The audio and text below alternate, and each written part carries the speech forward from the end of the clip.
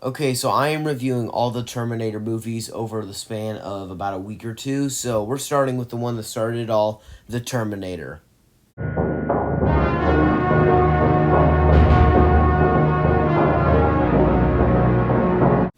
Hello, everybody. It's Legend Forever, and I'm back with another review series. And this one, it's the Terminator. This is one of the greatest movies of all time, one of the greatest action horrors of all time. And we're gonna start by doing what I do with all my reviews by talking about the good. First thing you gotta talk about is, like I said, this is a brilliant mix of subgenres where it can be an action movie at times, it can be a horror movie at times with slasher vibes, and it can be this movie that's very post-apocalyptic at times because you have a low budget glimpse into the future where you get to see some really cool stuff.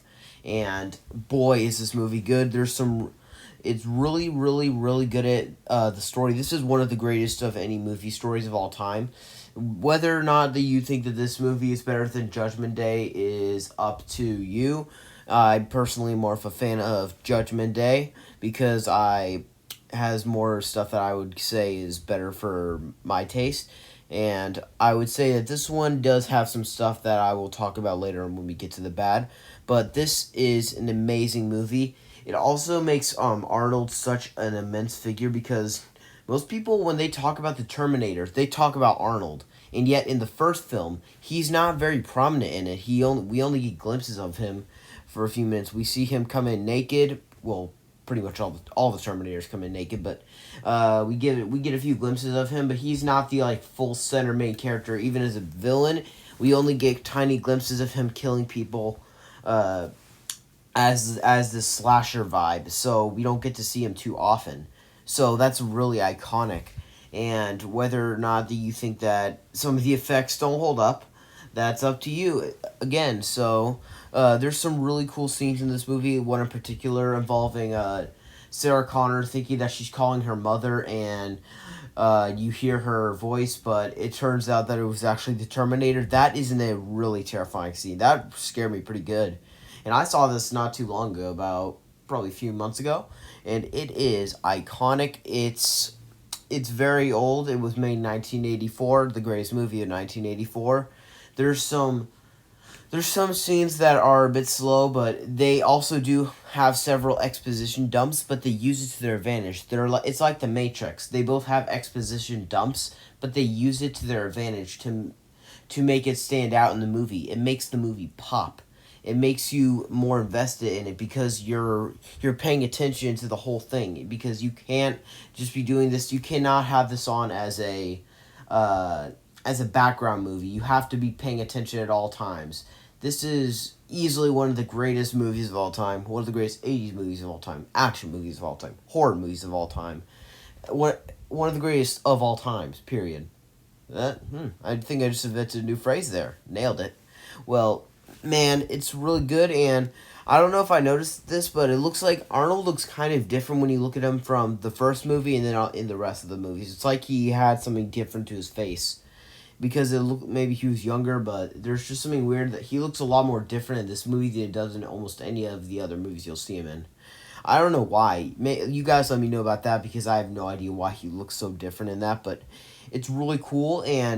But we're now gonna head off to the bad. The first thing I'm gonna say is that, like I said, there are some effects that haven't aged the best. One in particular being some of the scene involving a the T-800 stitching himself up after he was destroyed. You can tell that when they do that, it's the effects and like how they use the computer. It looks pretty dated. It looks really dated. I have to say that. So I will say that it can look dated at times, but keep in mind it was made in 1984. And also, there's just a few moments where it kind of starts to, even for a movie with exposition, it starts to go a little too far, or it just gets a bit boring at times. It's not very often. It's like once or twice in the movie, but other than that, it's a very flawless film. It is When I go into a movie expecting like spectacle, then I don't go to the Terminator because this doesn't have the most broad spectacle. It has this very unique feel to it other than like of all sorts of other movies today. You can make a movie like this today and it won't work as well. There are people that say that there are movies that are better than the Terminator that are made today. I cannot think of a single movie from the 21st century that's ever managed to be better than the Terminator. Or, I mean, We Bought a Zoo, maybe. That is a really good one. Speaking of which, I'm releasing my review of that one tomorrow, as well as my review for Terminator 2 Judgment Day tomorrow. Or I may skip Terminator 2 Judgment Day and just release my ranking of the Terminator movies. I will decide that, or I may wait to rank them after I see all them after I review all the movies. But who knows? So you need to go and watch We Bought a Zoo. That is your homework. You must do that. So anyway, I'm now going to rate this. I would give it an A plus on the. I'm going for an A plus, and I will give it a 10 out of 10. Easily one of the greatest movies of all time. Top 10 favorite movies of all time. 10 out of 10. Easily, it gives one of the most unique feels. I know people say that this is like Arnold's best film. No, Predator is definitely better than this movie because it has that one has better pacing than this movie. The pacing can sometimes be a bit like out of control at times. There's some really good moments in here. The police station scene in particular, that scene's awesome. I love that scene. One of my favorite scenes in the entire franchise where he's just mauling down all these policemen and like they're nothing and he just keeps getting hit and he keeps getting up because he's a Terminator. So it's just a very unique film. So that is my review of the Terminator. Remember, you must watch We Bought a Zoo today or tomorrow or tonight or sometime. I need you to do it because I'm releasing my review tomorrow and I need at least 3 comments saying, "Hey, I watched We Bought a Zoo because you told me to and I loved it." It's on Disney Plus. So you should be able to watch it for free if you have Disney Plus, or if not, buy it. We Bought a Zoo is a top 10 favorite movie, I think, of mine, possibly a top 5. So you must buy it. It is worth every bit of money. So thank you all so much for watching this. Please like and subscribe. Stay tuned for my review of Terminator 2 coming soon. Thank you all so much for watching this, and as always, I'll be back.